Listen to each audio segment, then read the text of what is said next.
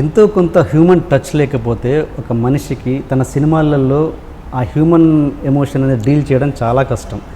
నాకు తెలిసి పాత తరం డైరెక్టర్ పక్కన పెడితే మీ సినిమాలలో ఆ ఎమోషన్స్ అనేవి పర్ఫెక్ట్గా బ్యాలెన్స్డ్గా ఉంటాయి, మంచి హ్యూమన్ ఎమోషన్స్ వల్ల. మీలో అది ఆ హ్యూమానిటీ మీరే బయటకేమో ఇంత నెగిటివ్గా మాట్లాడుతుంటారు, సినిమాలలో పర్ఫెక్ట్గా ప్రజెంట్ చేస్తుంటారు. అది ఎలా సాధ్యం? అది నేను నెగిటివ్గా నేను ట్రూత్ మాట్లాడతాను, నా మనసులో ఉన్నది చెప్తాను. నాకన్నా హ్యుమానిటీ గురించి తెలిసినోడు ఎవడు ఉండడు. బట్ స్పీక్ ద ట్రూత్ అంతే. నేను ఫీల్ అయింది నేను చెప్తాను. నేను అన్ని ఒక రిలీజియస్ ఆస్పెక్ట్లో కానీ, ఒక సోషల్ ఎథిక్స్లోని, లేకపోతే ఒక మారల్ వాల్యూస్ని నేను పక్కన పెట్టి నేను ఎగ్జాక్ట్గా ఫీల్ అయింది నేను చెప్తాను.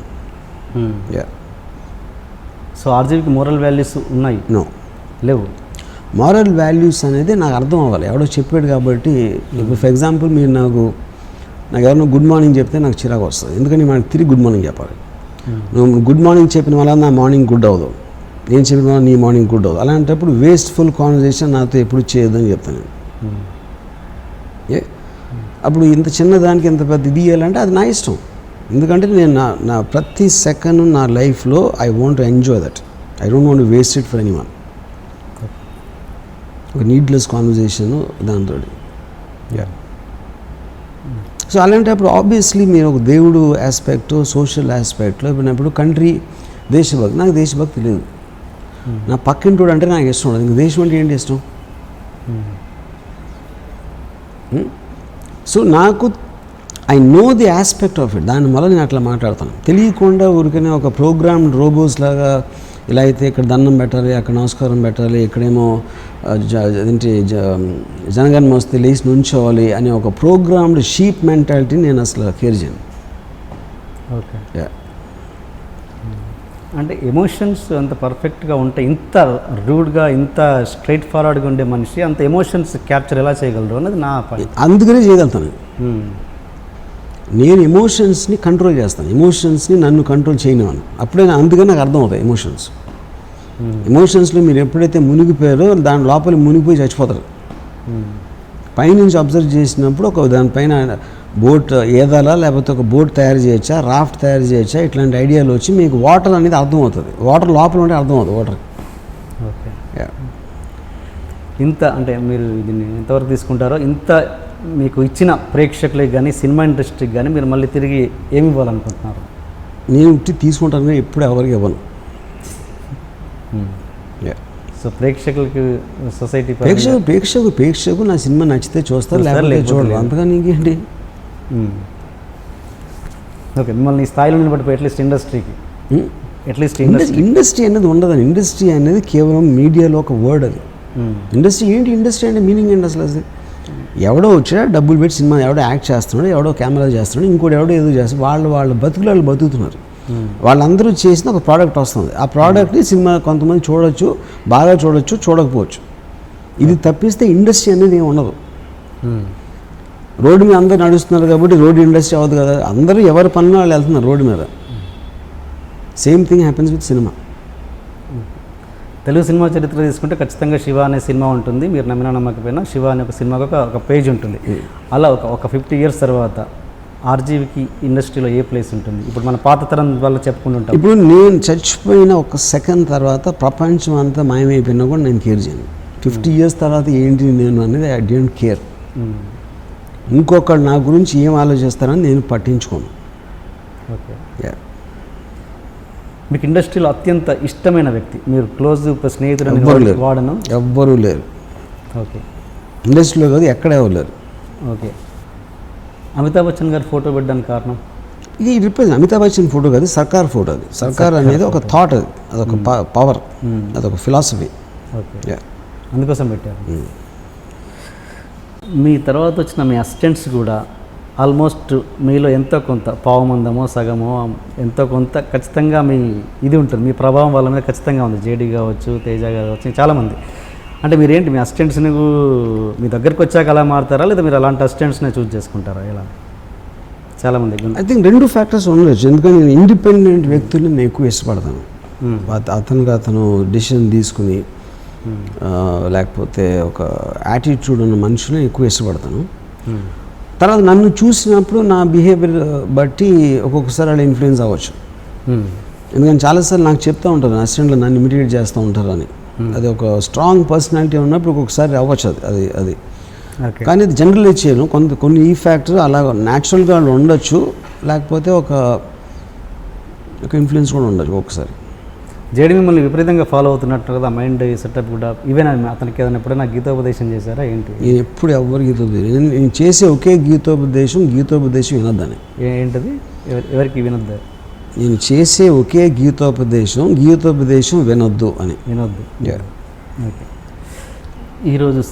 ఈ రోజుల్లో సినిమా చూసే వాళ్ళకంటే తీసే వాళ్ళ సంఖ్య పెరుగుతుంది రోజు రోజుకి. ఎందుకంటే ఒకప్పుడు తెలుగు సినిమా స్థాయిని శివ సినిమాతో ఎక్కడికో తీసుకెళ్ళిన రామ్ గోపాల్ వర్మ అంతే స్థాయిలో దాని స్థాయిని పడేశాడు కేవలం 5D చిన్న కెమెరాలతో. దానివల్ల ఇండస్ట్రీ నాశనమైందని చాలామంది అంటున్నారు. అదేంటంటే ఒక ఎక్స్ట్రాడినరీ స్టూపిడ్ థింగ్ అది అసలు అనుకుంటాం. దాని కారణం ఏంటంటే సినిమాలు తీయటానికి అవి రిలీజ్ చేసి ఆడటానికి ఫండమెంటల్ డిఫరెన్స్ ఉంది. కొత్త టెక్నాలజీతో ఎప్పుడైనా ఏమవుతుందండి, ఇప్పుడు నేను శివ టైంలో నాకు అసలు అమెరికన్ సినిమాటోగ్రఫర్ మ్యాగజైన్ అనేది దొరకటం అనేది ఇంపాసిబుల్ థింగ్. అసలు ఒక మ్యాగజైన్ ఉండేది, అసలు కొత్త ఎక్విప్మెంట్ కానీ లేకపోతే లైట్స్ కానీ లేకపోతే ఒక సినిమాలో ఒక సీన్ ఎట్లా తీశారు టెక్నీషియన్స్ అని ఎక్స్ప్లెయిన్ చేయడానికి అమెరికా నుంచి ఒక మ్యాగజైన్ వచ్చేది. ఓకే. అది అన్నపూర్ణ స్టూడియోలో సబ్స్క్రైబ్ చేసిన వల్ల అక్కడ వచ్చేది. నేను ఒక్కడిని చదివినా మ్యాగజైన్ అక్కడ ఆ టైంలో. నేను అసిస్టెంట్ డైరెక్టర్, నేను సినిమా బ్రేక్ కోసం ట్రై చేస్తా స్టూడియోలో తిరుగుతున్నప్పుడు కానీ లేకపోతే ఎక్కడో లైబ్రరీలో ఒకటో రెండో చిన్న బుక్స్ దొరికాయి సినిమా మేకింగ్ గురించి. ఐడియా అనేది ఒక ఫిల్మ్ మేకర్ అవ్వటానికి ఒక అని ఆడ అనకాపల్లిలో ఉండొచ్చు, చక్కెరపల్లిలో ఉండొచ్చు, లేకపోతే ఎక్కడో ఉయ్యూరులో ఉండొచ్చు. అతనికి ఫాదరు డబ్బులు అంత ఎక్కువ ఉండకపోవచ్చు, లేకపోతే రెస్పాన్సిబిలిటీస్ ఉండొచ్చు. కానీ దాని మూలాన మన ప్యాషన్ అనేది కట్ అయిపోతుంది. ఎందుకంటే మీరు ఆ డెసిషన్ తీసుకోలేరు. మీకున్న బాధ్యతలు, మీకున్న అవసరాలు ఇవన్నీ ఉంటాయి కాబట్టి. ఈ టెక్నాలజీతో ఏమైందంటే ఇప్పుడు ఈ డిజిటల్ రెవల్యూషన్ వచ్చినప్పుడు సినిమా తీసే పరికరాలు అనేది ప్రతి ఒక్కరు అందుబాటులో ఉన్నాయి. ఇప్పుడు నేను 5D తీసినప్పుడు 5D ఎప్పుడది ఒక 4-5 సంవత్సరాలు అంటారు. ఇవాళ మీకు ఈ ఫోన్లో 4K ఉంది. 4K 5Dకి మీకు యారీ కెమెరాకి ఉన్న డిఫరెన్స్ అదే. ఇది రెజల్యూషన్ ఆఫ్ ది ఫుటేజ్లో. అది ఎప్పుడు ఎవరు ఎంత తొందరగా తీసుకుంటే ఎవరో ఒకటి చేయాలి కదా ఆ step. First time Kamal Haasan గారు యావిడ్ యూజ్ చేశారు కురితిపునాలు అనే పిక్చర్లో. అంతకుముందు అంతా సీన్ బ్రేక్ వాడేవారు. యావిడ్లో అదేదో కొంచెం సింక్ ప్రాబ్లం ఏదో వస్తే యావిడ్ పని చేయదు అది అని మోసారు మొత్తం ఇండస్ట్రీలో. దాని తర్వాత ఇవాళ యావిడ్ ఎఫ్సిపి లేకపోతే అసలు ఇండస్ట్రీని మనం ఊహించలేం. అప్పుడున్న మొత్తం ఎడిటర్లు అందరూ వెళ్ళిపోయారు. యావిడ్ ఆపరేషన్ తెలియకపోతే ఎడిటర్స్ అందరూ ఇంటికి వెళ్ళిపోయారు అందరూ. సో ఆ రెవల్యూషన్ అనేది మీకు వస్తూ ఉంటుంది, ఎవ్రీ ఫ్యూ ఇయర్స్ అనేది వస్తూ ఉంటుంది. అప్పుడు ఈ మధ్యన ఒక ఇంటర్వ్యూలో చూశాను, ఒక అతను ఇలాగా ఈ రామ్ గోపాల్ వర్మ ఈ కెమెరాలు ఏ కెమెరాతోనో తీసేసి అని మొత్తం నాశనం చేశారని ఒక డైరెక్టర్ చెప్తున్నాడు. ఆ డైరెక్టర్ నేను కొమ్ములతో పుట్టాడా అని వేరేవాడిగా తీసేదానికి అవకాశం లేదా? రేపు పొద్దున్న వాడు ప్రూవ్ చేసుకున్నాడు.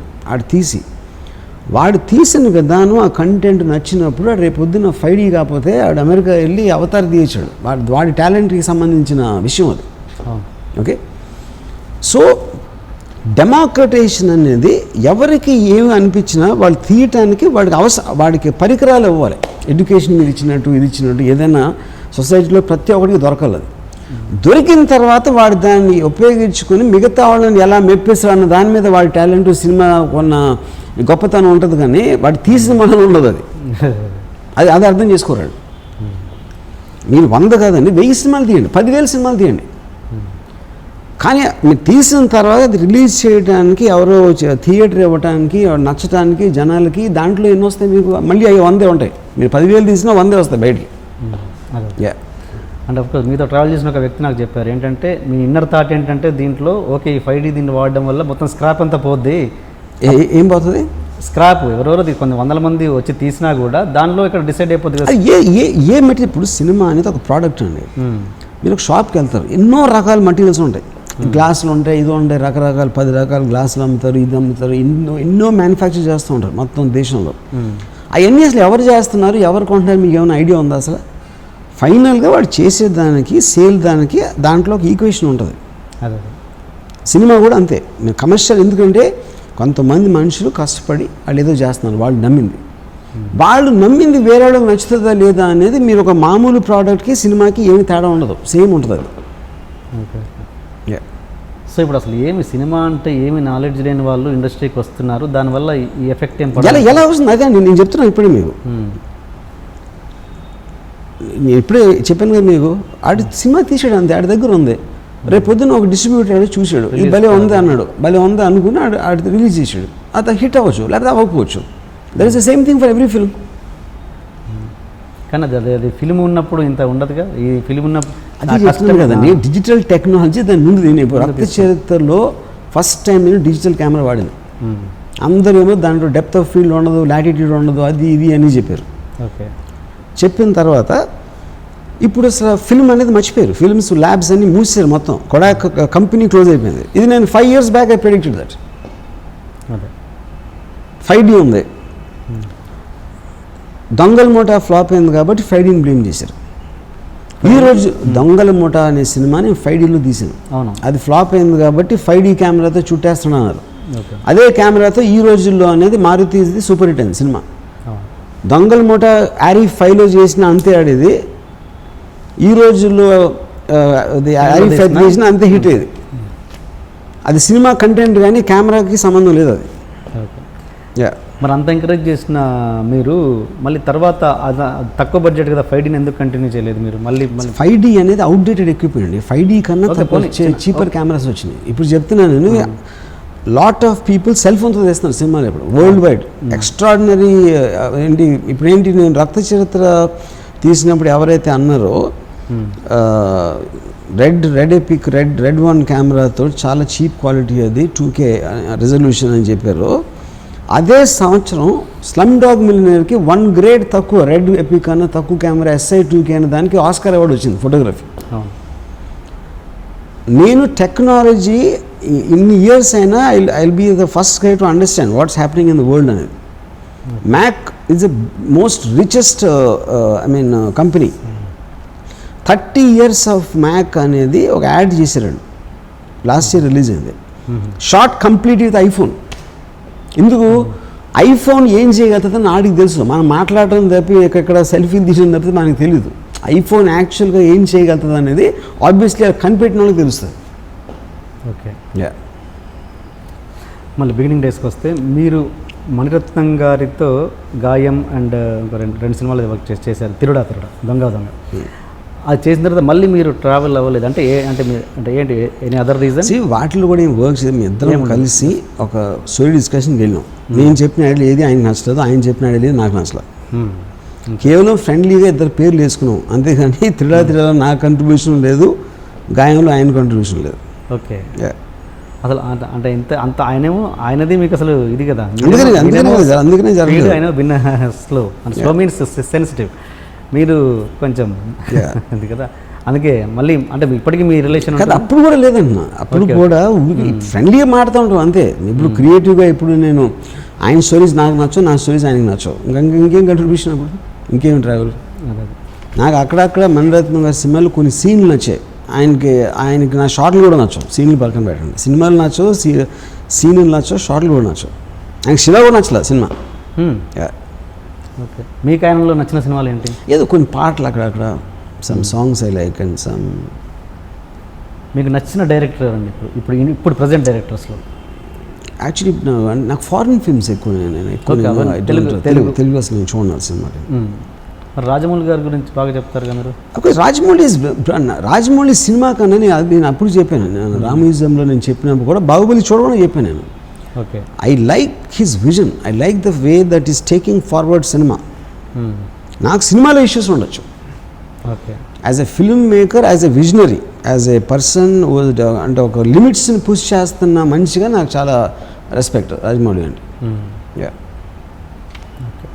అంటే ఒక సినిమా అంటే తెలుగు సినిమా అంటే మీరు సినిమాలు చూడను అంటున్నారు, తెలుగు సినిమాలు చూడను అంటున్నారు, మరి హిందీ కూడా చూడను. అంటే మీకు మార్కెట్లో ఏం జరుగుతుందో ఎలాంటివి దాన్ని బట్టి మనకి ఏమి రాదు. నేను శివాపు కూడా చూడలేదు, దానికి సినిమా ఏమి సంబంధం లేదు. సపోజ్ ఒక ఆర్టిస్ట్ నేను ఎక్స్ప్రెస్ చేస్తాను. ఇప్పుడు శివ ఉంది, అంతకుముందు ఏ సినిమాలాగా ఎందుకు లేదు, ఎందుకంటే నేను వేరే ఆలోచిస్తాను కాబట్టి. అప్పుడు నేను వేరే సినిమా చూసి ఏమి నేర్చుకుంటాను? నాకు అర్థమైన సబ్జెక్టు, నాకు ఎక్సైట్మెంట్ క్రియేట్ చేసింది ఒక క్యారెక్టరు, ఒక డైలాగు, ఇలాంటివి పెట్టి నేను తీస్తాను. ఇప్పుడు మొన్న సినిమా పెద్ద సూపర్ హిట్ అయిపోయింది అనుకోండి, ఆడియన్స్కి ఇలా నచ్చుతుంది సినిమా అని దాన్ని కాపీ అందరూ కొడతారు, అది అవ్వవు కదా. అలాగే నేను అనేది సపోజ్ మార్కెట్లో ఏం జరుగుతుంది అనడానికి ఒక ఆర్టిస్ట్ ఉన్నారు. సపోజ్ బ్రహ్మానందం అనే ఆర్టిస్ట్ మీకు తెలియదు అనుకుందాం, మార్కెట్లో ఏం జరుగుతుంది బ్రహ్మానందం తెలియదు. మీ సినిమాలో ఆఫీస్ person బ్రహ్మానందం అనే క్యారెక్టర్ని పెట్టుకున్నారు, ఆయన ఒక కామెడీ ఇమేజ్ ఉందన్న విషయం కూడా మీకు తెలియదు. అని అది ఆఫ్ కోర్స్ నేను ఏ డిసిషన్ తీసుకున్నా తన పాస్ట్ ఏంటి బ్యాక్గ్రౌండ్ నేను స్టడీ చేస్తాను, ఆ సీన్స్ చూస్తాను నేను, అదే అడుగుతున్నాను. అది చూస్తాను. అదే మీరండి ఇంతకుముందు బర్త్డే గురించి మాట్లాడడం, మీరు అమ్మాయిలది ఫోటోలు దిగడం, అదని కాదు చాలా విషయాల్లో మీరు ఇప్పుడు దేవుని గురించి నెగిటివ్గా మాట్లాడడం అనేది, ఇలాంటి వాటి వల్ల మీరు యూత్కి ఎలాంటి సంకేతాలను ఇస్తున్నారు అసలు? ఒక యూత్కి అంటే ఒక పెద్ద మనిషి సంఘంలో ఒక పెద్ద స్థాయి ఉన్న వ్యక్తి ఏం మాట్లాడినా కొంత జాగ్రత్తగా మాట్లాడిన అవసరం.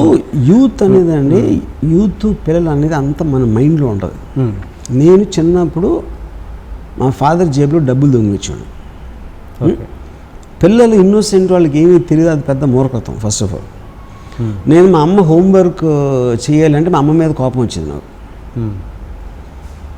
ఎవరైనా చచ్చిపోయి స్కూల్ హాలిడే ఇస్తే బాగుండేది అనుకునేవాడిని. అప్పుడు నేను ఇన్నోసెంట్ ఏంటి అంటే నేను ఒక్కడనే అలా అనుకుంటాను, వేరే వాళ్ళు అనుకోరా అనేది అది మీకు తెలియాల్సిన విషయం, వేరే వాళ్ళు.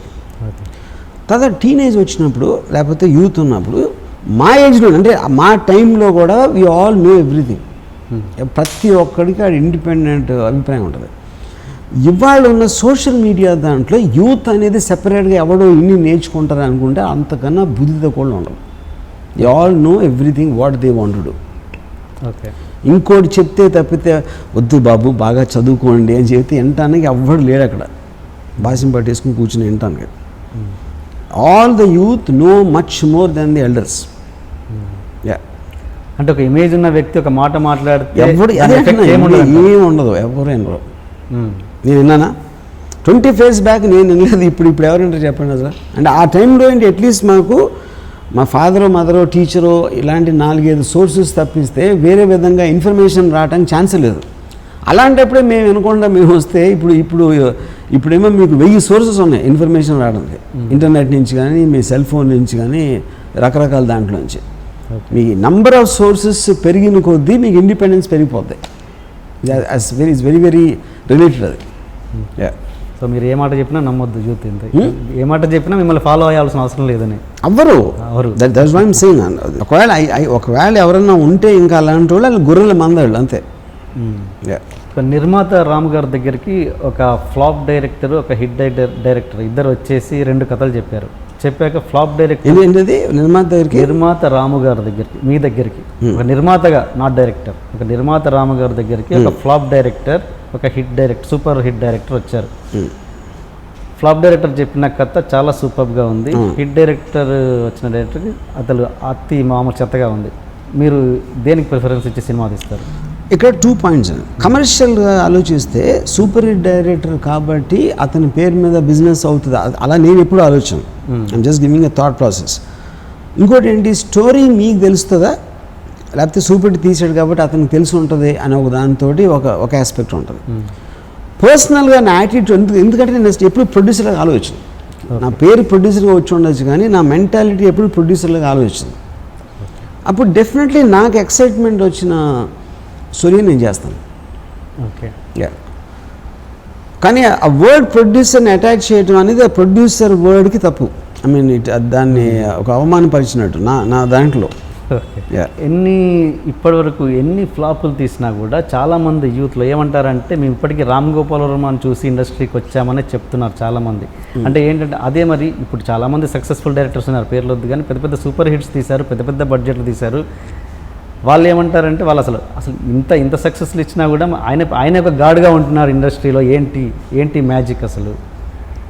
మీరు ఎట్లా దీన్ని అనలైజ్ చేస్తారు? ఐ థింక్ నా ఒపీనియన్లో ఇప్పుడు ఒక సినిమా హిట్ అవ్వటానికి ఒక కంటెంట్, ఒక స్టార్డమ్, ఒక డైలాగ్, ఇలాంటి ఏదో రకరకాల ఫ్యాక్టర్స్ ఉంటాయి. ఎంటర్టైన్మెంట్ ఆస్పెక్ట్ అవ్వచ్చు, సాంగ్స్ అవ్వచ్చు, ఇది అవ్వచ్చు. కానీ ఒక సీన్ ఇట్లా తీయచ్చు ఒక ఫ్రేమింగ్ కానీ, ఒక కంపోజిషన్ కానీ, ఒక బ్యాక్గ్రౌండ్ మ్యూజిక్ కానీ, అంటే చాలాసార్లు నాకు ఎయిర్పోర్ట్లో మామూలు ఆడియన్స్ అంటే మామూలు పబ్లిక్ సినిమాకి సంబంధించిన వాళ్ళు మీ ఫ్రేమ్స్ భలే ఉంటాయండి, అసలు టీవీలో చూడగానే మాకు మీ సినిమాని తెలిసిపోతుంది, ఒక షార్ట్ చూడగానే ఆ సినిమా మేము చూడకపోయినా మీ సినిమాని తెలిసిపోతుంది అని చెప్తూ ఉంటున్నారు. ఓకే. సో ఆ ఇండివిజువాలిటీ వచ్చేసరికి ఎప్పుడైనా కూడా మీరు ఒక దాన్ని ఇన్స్పైర్ అయినప్పుడు ఒక ఇండివిజువాలిటీ కనిపించింది దాంట్లో. ఓకే. ఆ ఇండివిజువాలిటీ లేనప్పుడు ఎంత పెద్ద హిట్ అయినా కూడా మర్చిపోతారు మీరు. ఇప్పుడు చాలాసార్లు చాలా సూపర్ హిట్స్ అవుతాయి. ఫర్ ఎగ్జాంపుల్ 2012 అనే సినిమా సూపర్ డూపర్ హిట్ అయింది. తెలుగు డబ్బింగ్లోనే అసలు ఇట్ కలెక్టెడ్ లైక్ మ్యాజిక్. మొన్న జంగిల్ బుక్. నాకు తెలిసి ఎవరికి డైరెక్టర్ పేరు తెలిసి ఉండరు, అడిగి కూడా ఉండరు, యూనో. ఎందుకంటే అది మీకు ఎంటర్టైనింగ్ ఆస్పెక్ట్లో ఎక్స్ట్రాడినరీ అనిపించింది. కానీ సబ్ కాన్షియస్గా అలాగే నేను విజయవాడలో ఇంజనీరింగ్ కాలేజ్ చదువుతున్నప్పుడు ఫస్ట్ టైం జాస్ రిలీజ్ అయింది. ప్రతి ఒక్కడు కాలేజ్ స్టీవెన్ స్పీల్బర్గ్ గురించి మాట్లాడుతున్నాడు. ఆ ఒక్క సినిమాలోనే అసలు డైరెక్టర్ అనేవాడు ఎందుకు సెట్ చేశారంటే అది ఇంపాసిబుల్ థింగ్. ఎందుకంటే ఆ సినిమాలో తీసిన విధానంలో ఈడు ఎవడో ఉన్నాడురా, ఏదో ఉంది అని ఒక ఫీలింగ్ వచ్చింది అందరికీ. అంతకుముందు ఎన్నో సినిమాలు చూసాం, ఇంగ్లీష్ సినిమాలు, ఒక్క డైరెక్టర్ పేరు తెలియదు మాకు. కేవలం జాస్లో స్టీవెన్ స్పీల్బర్గ్ ఎందుకు registered. Individual similar thing Shiva. Ankusham కూడా పెద్ద హిట్ అవ్వచ్చు, లేకపోతే గరానా మొగుడు పెద్ద హిట్ అవ్వచ్చు. కలెక్షన్స్ వైజ్గా నాకు తెలిసి 10-15% కన్నా ఎక్కువ డిఫరెన్స్ ఉండవు ఈ సినిమాలు అన్నిటికీ. అంకుశం ఇంపాక్ట్ వచ్చినప్పుడు, ఆ వెరైటీ కనిపించినప్పుడు సడన్గా మీకు ఒక పేరు రిజిస్టర్ అవుతుంది. That's only answer I can give. ఎందుకంటే నా వ్యక్తిత్వం అనేది ఒక డిఫరెంట్ స్టైల్లో కనిపిస్తుంది. అది బ్యాడ్ అవ్వచ్చు, గుడ్ అవ్వచ్చు, కానీ సెపరేషన్ ఉంటుంది. రామ్ గోపాల్ బ్యాక్గ్రౌండ్ స్కై ఈ టైప్లో, కెమెరా వరకు ఈ టైప్లో ఉంటుంది, సౌండ్ ఎఫెక్ట్ ఆ టైప్లో ఉంటుంది అనేది మీకు ఒక ఆల్మోస్ట్ ఆ స్టైల్ అనేది ఒక వ్యక్తిలో అయిపోతాడు. నాకు చాలా పెద్ద డైరెక్టర్ ఒక 2 years బ్యాక్ నాకు చెప్పాడు. తను వరుసగా మూడు సూపర్ హిట్లు తీసాడు తను తెలుగులో. ఓకే. అంటే సార్ నాకు ఒకటి అర్థం ఉందండి, మీరు ఎన్ని ఫ్లాపులు తీసారు, నేను 3 సూపర్ హిట్లు తీసాను వరుసగా. కానీ ఇప్పుడు వచ్చిన ప్రతి అసిస్టెంట్ రామ్ గోపాల్ వర్మ అవుతాను వస్తాడు, కానీ నా పేరు చెప్పి ఎవడరాడు. తనే చెప్పాడు కదా. అదే అంటున్నాను. అది దానికి రీజన్ ఇదే, మీ ఇండివిజువాలిటీ ఉన్నప్పుడే you will stand out. For example music తీసుకోండి, ఎంతోమంది సూపర్ హిట్ మ్యూజిక్ వేస్తారు. ఇళయరాజా ఎందుకు ఉంటుంది, ఏఆర్ రెహమాన్కి ఎందుకు ఉంటుంది? ఆ టైం అంత పెద్ద సూపర్ హిట్ మ్యూజిక్ ట్రాక్స్ తమన్కి ఉండొచ్చు, మణిశర్మకి ఉండొచ్చు, లేకపోతే దేవిశ్రీ ప్రసాద్కి ఉండొచ్చు. వాళ్ళ పేరు అందరికీ తెలుసు. కానీ ఎప్పటికీ మీరు మర్చిపోకుండా ఉండలేదు అదైతే because of the individual impact. Ilaiyaraaja గారికి ఒక స్టైల్ ఉంది, ఆ స్టైల్ మ్యూజిక్ అనేది మీకు ఒక ఇంప్రెషన్ క్రియేట్ చేసింది. కాబట్టి for a long term will still remember him as a great music director. ఇప్పుడు ఆయన మ్యూజిక్ నడిచినా నడకపోయినా it doesn't make a difference for that. అదే. యా.